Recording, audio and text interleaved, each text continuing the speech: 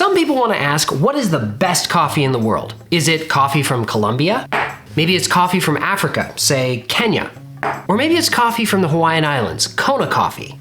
But the truth is, when you start comparing the best of the best, the things that we call specialty coffee, they're all good. No, that's not really true. They're amazing, especially when you compare the difference between these coffees and the mass-produced coffee that most people drink day in, day out. Nothing compares to buying direct from a farmer and getting the absolute pinnacle of what coffee can taste like. So instead of asking yourself which one is best, and the implication is which one's worth spending money on, all of them are worth it. The question is, what do they taste like? Kenyan coffee versus Colombian or Kona coffee. Why should I choose this one over that one? It's not quality, it's not the depth of flavor, it's the kind of flavor that you're gonna expect in the cup. And the interesting thing about it is that what one person might love, another person might hate. And just because this coffee might be somebody's favorite, it doesn't mean it's gonna be your favorite. And so today, instead of trying to tell you which one's better, I wanna show you what they taste like. So let's talk about it.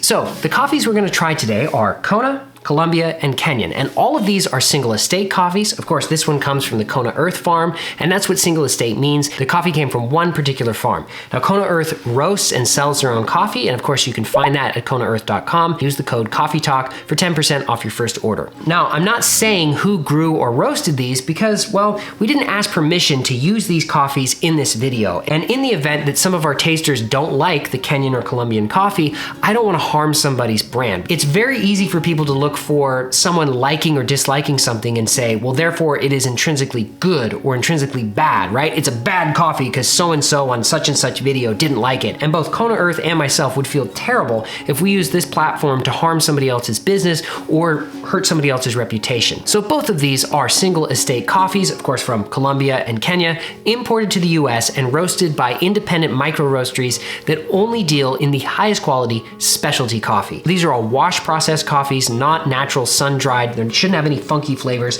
in the hope that this is going to be a very even playing field to represent what they taste like. And on that note, the tasters I have coming are three of my brothers. It is just after 9 o'clock Saturday morning, and they are all running late, but all of them drink coffee pretty regularly, and all of them have done tastings with, say, wine or cider, things like that, but none of them have done this on camera, and I don't know if any of them have done a coffee tasting before. So this is going to be pretty interesting. Again, I have no filter on what they're allowed to say, and I'm hoping that they're gonna like all of the coffees, but give you a really good representation of what they actually taste and smell like. Now for the tasting, I'm gonna do all of these as a paper filtered pour over. That's what we're all gonna try together, but first, I'm gonna try these as a cupping, which simply means you take a cup and you put coarsely ground coffee in it at a ratio of 60 grams per liter. So in this case, I have 11.1 grams of coarsely ground coffee in each one of these, and I'm gonna add 185 grams of hot water to each of them.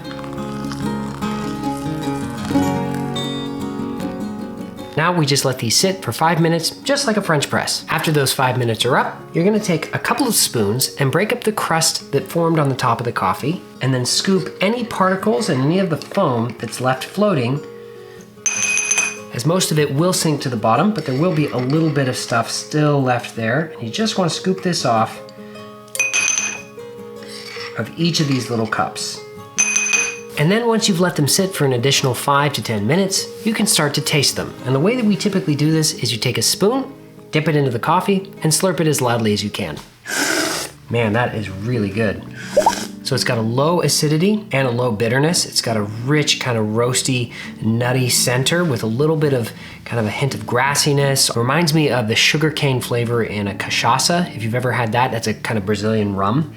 Really great flavor. Let's try the Colombian. Immediately, much more acidity, although still not a very highly acidic coffee. It has kind of a interesting cherry flavor, almost like a slightly fermented flavor. Not in a bad way, it's a really good flavor. Less of that rich kind of nuttiness and more of kind of a balance between the nuttiness and a fruit flavor. Try the Kenyan. Another step up in acidity again. Instead of so much of that nutty roasted coffee kind of flavor, it's more of a graham cracker flavor and a lot of bright acidity. It's kind of a raspberry flavor, which is interesting because it smells more like blueberries. I mean, for me, I really like it. Now, some people love really low acid coffees. I kind of like everything, to be honest with you. And this is like a raspberry and graham cracker. Yeah, that's really good. Let's go backwards. That's more of like a lemon kind of flavor, more of like a citrus tartness, and it's dialed way down by comparison to the Kenyan coffee. And it's more of like a peanut and thing, maybe like a roasted corn husk kind of flavor, like sweet corn that's been roasted on an open fire. Whereas this is much more of that like rich cacao, dark chocolate kind of flavor. Very mild in the acidity. It has a little bit more bitterness, but again, all of these, because they are high quality coffees and they haven't been over roasted, they have a really, really low bitterness compared to many mass produced coffees. So for most people, all of these are gonna feel really smooth. And the biggest thing you're gonna notice is a big bump in acidity as you work towards from the Kona to the Kenyan coffee. And I will say that the Kenyan coffee is really, really unforgiving if you under extract it, because you're not gonna get all of that kind of graham crackery rich flavor on the bottom end. And all you're gonna get is that acidity if you don't extract it for long enough. So in a pour over, if you don't grind it fine enough, you're gonna get all of that lovely top end flavor, but it's gonna feel really unbalanced. Whereas maybe with the Kona, you're never gonna get to that brightness, but it's a lot easier to extract, even if you're not quite doing it right, because the main core of the flavor is so much less acidic and less fruity. I'm really curious what these are gonna taste like once I make them into pour overs, but first, I'm gonna have my brothers go through and smell the coffee bags and see what their reactions are. Brett, you wanna come smell this? Oh, this one's like a lot of roast notes, and this one is like fermenty, fruity. Oh, wow, that's kind of crazy. It smells really good. Fruity, earthy sort of notes to it. This is like coffee that I really like. This is different, more of kind of like a woody, earthy sort of smell. Yeah, this is totally different. This to this is like, oh my gosh. It smells like, if I close my eyes and just, it's almost like I'm sniffing a bag of raisins or something. I thought it smelled like blueberries. Yeah, but like fruit. Like dark chocolate, nutty, chocolatey. Yeah. Yeah, and then this one is kind of somewhere in the middle. It gets some roasty notes, but it's definitely got a little bit of that fruity kind of.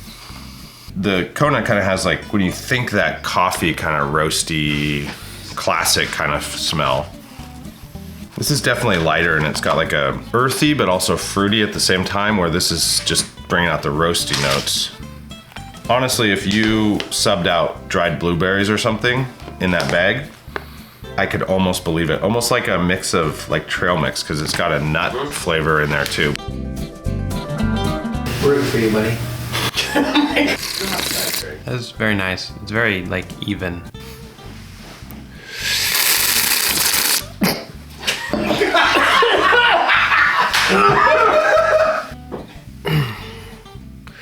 That's really mellow. It's good tea, yo. The part I'm having trouble with is saying things about them. The Kona it's really good. It's very mellow. It's very easy drinking. It has nice flavor. A little bit darker than I would normally drink. The Kona is really nice. It's that classic kind of a little bit darker, chocolatey, nutty flavor. The Kona is just even. Like the flavors are all like, there's nothing extreme. It's just very smoothly rounded in all the flavors. It's like kind of a brown sugary, maybe a little bit of cinnamon going on there. He likes that one. This one, I don't know, it doesn't have the funky fermenty stuff that it had. I'm not getting it in tasting as much. It doesn't actually come through in tasting as much. That's really good. The way it's lined up is actually pretty good. These are the most different. Yes. This is more in the middle. The Colombian had a funky fermented smell, I thought, and it kind of all went away in the drinking of it. I don't think the Colombian, it comes through. I mean, honestly, they're all really good. So this is more, I want to say maybe chocolatiness, but it's very much in the background. Forefront, there's like cherry almost, maybe a little like apricotiness, like something bright, but also kind of deep in flavor.